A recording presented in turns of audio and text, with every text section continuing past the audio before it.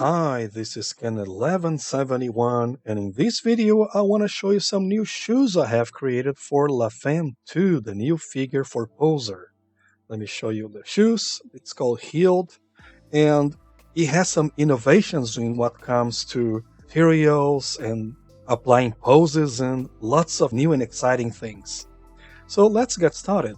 So here's LaFemme2, and if you go to the library here, we have two ways to load the shoes. The first one is the regular one. So if I just drag it over the figure, you should get the expected results where the feet pose doesn't fit the shoes and half the shoes are under the ground.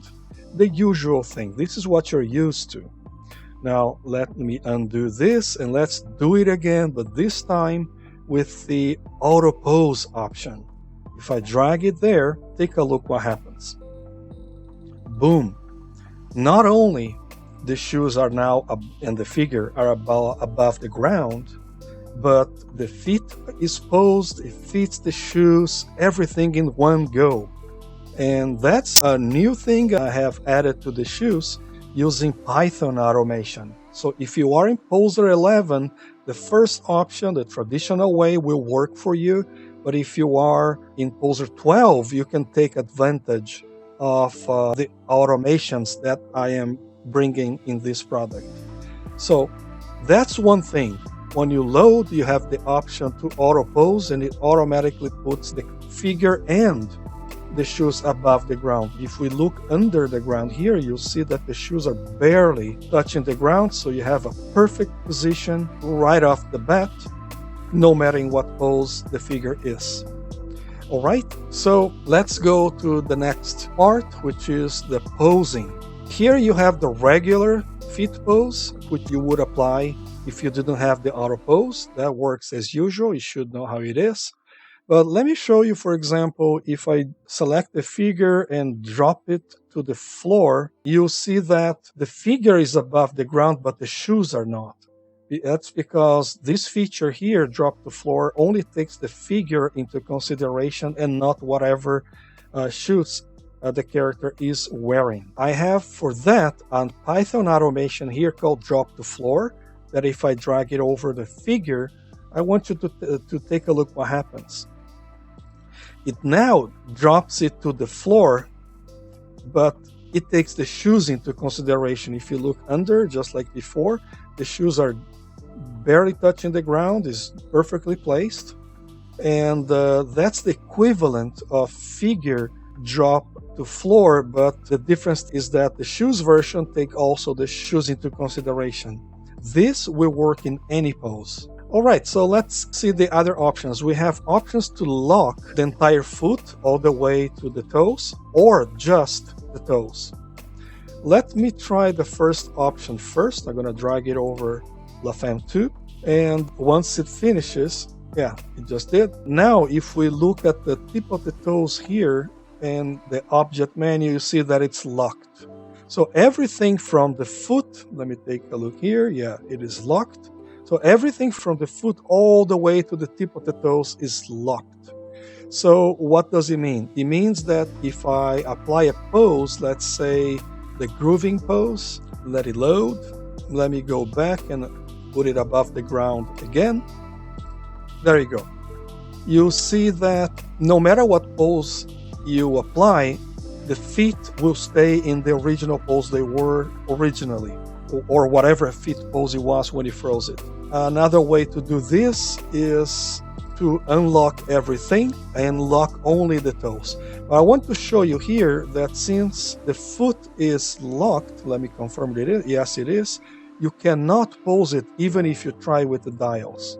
So there are pros and cons for doing this, so I may want to adjust the pose, the feet posing this, for it to be in a proper position. So let's do that. I'm gonna first unlock everything. Let me select the foot and go here. You see that everything is unlocked. So now I can fix this pose and drop to the ground again. There you go. And that's one way you can do this. So you lock everything and then unlock and adjust the pose to place it at the right place and drop it to the floor again. There you go. That's one way to do it. Another way would be to lock only the toes. So let's use this preset. I'm gonna drag it over LaFemme, let it do its thing. You know it's finished when the message over there in the corner disappears. Okay, now only the toes are locked and the feet are not. So let's apply the same pose again and see the difference. As you can see here, she's sunk into the ground again, because that's part of the pose. But the important thing here is now the feet are in the position that pose wanted it to be, but the toes are still fitting the shoes. So that's what it does. Now I can adjust the foot position. For example, it should be around here.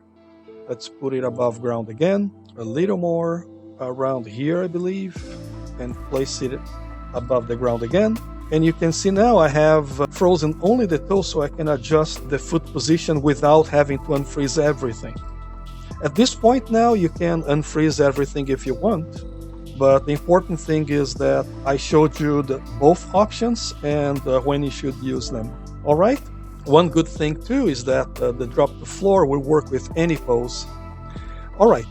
Oh yeah, one more thing about these presets here. All of them except feet pose will require poser 12 and up, and the regular foot pose works in any poser version. Now to the materials. I'm offering here 4 kinds of materials. This is the leather one. Let me render to show you what it looks like. And there you go. This is the leather material. And it comes with 6 different colors. And I also have the metal. Yeah, I have to select the shoe first. That's a good idea. And apply the metal. This is the gold one. Mind you, PBR metals will require HDRI lighting, or otherwise they may have nothing to reflect and they are going to show as pitch black. So I have my HDRI environment here, so metals look like metals. And finally, I have also the vinyl materials. For example, let me load the pink one, and there you have it, the vinyl. You have like 6 color variations too. But here is an extra option you have to turn the sandals into mules. If you apply this with any material, it gets rid of the upper straps, and now you have mules version of it. Since Poser does not allow me to make it visible again without setting some color to the material, if you apply any color preset, it should reset it back. So the order of doing things here is first you apply the material you want, and then apply the mules preset, and you have the mule version of it. The mule version will work with any of the 4 different kinds of materials: leather, vinyl, metals, and so on. And again, if you want to bring it back to sandals, just apply any other material. In addition to this, I have here yet another innovation, which is a color generator. If I apply this with any materials, you create a random color out of the blue. And if you render this, so you can see it in all PBR glory, there you go. You see that each part of the shoes receive a different color. And you can keep doing this forever, and you're never gonna run out of colors, because every time it's going to be different. It's generating colors in real time. And again, this works with any materials. This is the leather one. Let me load the vinyl. And if I apply a random color to this, you'll see that it preserves the vinyl and only changes the color. Same for metals. If I load the metals, this is the gold one, and I apply a random color. We have to render to be able to see this one because it's metals. It requires ray tracing. And there you have it. Now you have random colors on metal. So this preset not only generates random colors, up to 16 million different colors for each part, but it respects the material you are applying it to. It doesn't change the material, it just changes the colors. So on top of that, you can always apply the make mule, and you have now the metal mule version of multicolor. So in addition to this, I have provided 20 presets for random colors for people who are in Poser 11, and you cannot use Python automations. I'm still giving you like 20 variations of the leather material in multicolor variety. And that's what I wanted to show you. Thanks for watching.